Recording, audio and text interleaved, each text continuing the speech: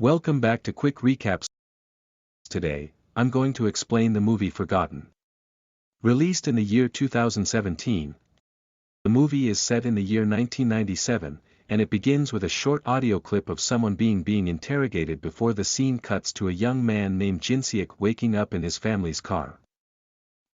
Jin is with his mother, father, and older brother, Yoo-suk. It's revealed that the family is moving to a new home, and to celebrate, Yoo suggests eating jjangmyeon. When they arrive at their new home, Jin finds the home familiar. Despite having never seen it before, he feels like he's seen the house in the distant past and recalls standing in front of it in a similar manner. It's then revealed that Jim's brother has always been top of his class since elementary school and graduated from an elite university. He was also talented in extracurricular activities that made him quite popular among girls. You also don't smoke or drink. Meanwhile, Jin was an average student and he frequently has mental breakdowns for which he has to take medication. Jin feels that Yoo is the only thing in his mess of a life that he can be proud of. A year ago, Yoo injured his leg in a car accident and now walks with a limp. Jin has to share a room with Yoo because the previous house owner still hasn't emptied the small room that you were supposed to live in while moving the stuff into the home. For some reason, an employee of the moving company finds it hard to believe that Yoo is Jin's older brother. At dinner, Jin hears a loud noise from the small room upstairs, but his family denies hearing any such noise. Later that night, Jin again hears loud noises coming from the same room, and he proceeds to investigate. However, before he could go in, Yoo appears and dissuades his brother against it, taking him outside for a walk in the rain. The two brothers go to the top of the nearby hill as they appreciate the view. Yoo gets a call from his dad and he's forced to leave his brother at the hill, promising to return home as soon as possible. On his way back home, Yoo is surrounded by a group of men that tried to kidnap him. Yoo fights back, and fortunately Jin notices the tussle. Jin runs to his brother's rescue, but the goons manage to take Yoo away. Scared, Jin rushes back home and alerts his parents before passing out from mental strain. Jin dreams of someone being roughly interrogated before waking up in cold sweat with his parents by his side. After collecting himself, he talks to the detectives and tells them the license plate number of the kidnapper's van. However, the detective revealed that no such number exists. Several days pass by, but the family doesn't receive any ransom calls. Jin continues to hear the same noise coming from the small room and has the same dream of someone being interrogated. Miraculously, on the 19th day, Yoo returns home safe and sound. However, you have no recollection of the last 19 days. The doctors believe that it's caused by dissociative amnesia, and the only thing the family can do is wait. That night, Jin sees Yoo sneaking out of the house. The next day, Jin doesn't take his anti-anxiety medication. After he accidentally drops his dose at breakfast, Jin asks Yoo about him sneaking out last night, but the latter denies going out. Jin also notices Yoo momentarily walking without a limp. When he goes out that night, Jin falls asleep on his study table and Yoo get ready to sneak out again. This time, you make sure Jin is sleeping by almost poking him in the eye until the pencil's lead falls off. After Yoo leaves, it's revealed that Jin is awake and he starts following his older brother in a taxi. Yoo's taxi drops him at a shady market, where he walks in with a lit cigarette in his mouth. In contrast to his character, Jin sees Yoo talking to two men who he recognizes as the detectives from earlier in the movie. Jin soon gets caught and he is subdued by Yoo. The next day, Jin wakes up at his study table. Seeing Yoo on the bed, Jin freaks out and locks himself in the bathroom. When you ask Jin to explain why he locked himself in, Jin confronts him about last night. Yoo feigns ignorance and suggests that Jin is dreaming again. However, Jin continues to insist that he knows what he's saying. When Yoo stops responding to him, Jin carefully steps out of the bathroom with an aluminum pipe. However, Yoo quickly overpowers him and tries to calm him down, saying none of the things Jin said. From the pencil to the taxi to the men that chased him happened. Yoo asks if Jin took his medication, and the latter finally calms down after he remembers he didn't take his pill. The other day, Yoo helps him take the pill before going out again. After Yu leaves, Jean returns to study and notices the broken pencil lead from last night on his study table. Jean becomes sure about Yu's deceit and informs his mother about it.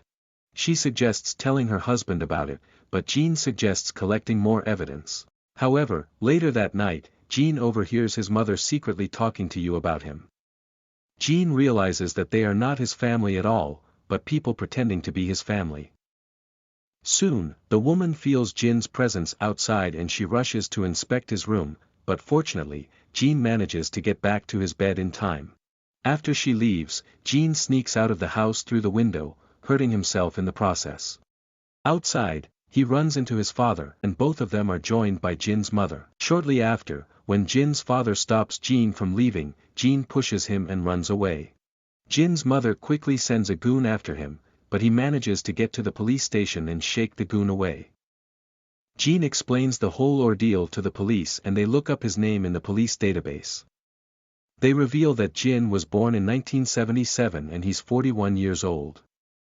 However, when Jean insists that he's 21 years old, the skeptical officer asks him what year it is. Jean replies that it's 1997, but the officer reveals that it's actually 2017. A shocked Jean looks around and sees signs of modern life: a tablet, a smartphone, and LED flat-screen TV showing the meeting of South Korean President Moon Jae-in and United States President Donald Trump. Jean takes a look in the mirror and realizes that he is in fact 41 years old. Confused, Jean leaves and returns home to confront his family.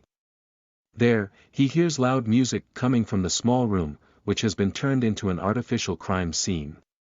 Jin's family then appears and the young man pretending to be his brother, Yusuk, tells Jean that 20 years ago, a teenage girl and her mother were murdered in the same room they're standing in. When the police failed to find the killer for many years, the case went cold, so the family of the victims hired you to find the murderer. The killer was revealed to be Jean. In flashbacks, it is shown that Jin was abducted and tortured to confess to killing the girl and her mother, but he continued to maintain his innocence. Psychiatrist Park, aka the man playing Jin's fake father, suggested that Jean had repressed his memory because the event was too traumatic.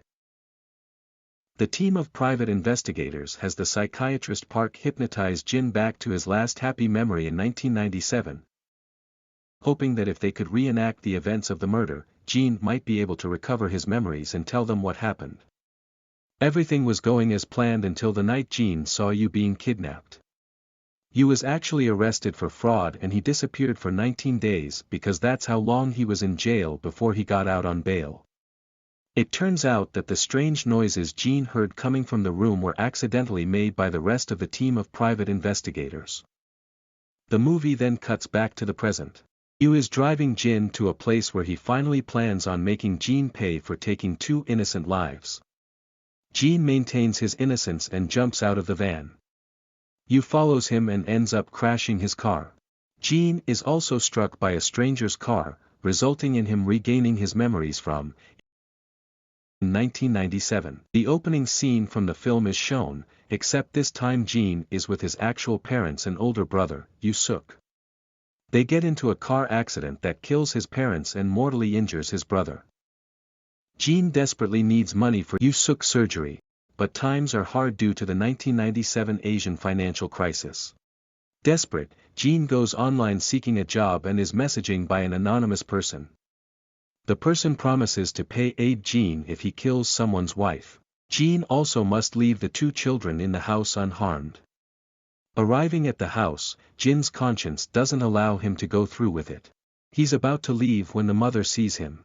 The daughter also sees him, and the 2 start screaming.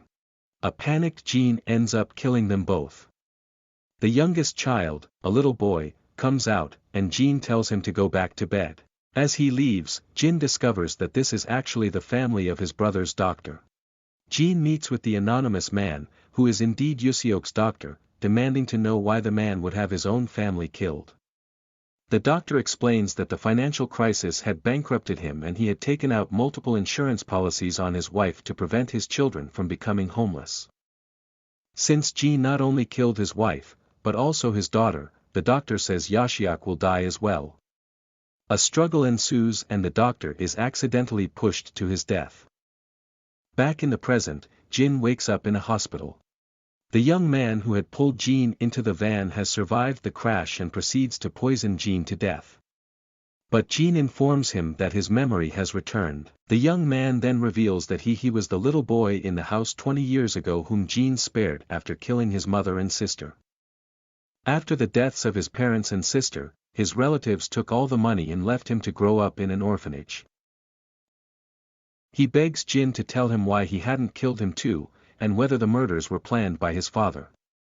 A distraught Jean lies by taking full responsibility, but the young man doesn't believe him. Jean, now aware that he had in fact committed the murders, poisons himself with the poisonous needle and dies. The young man also comes to terms with the murder of his family and jumps out of a hospital window, plunging to his death.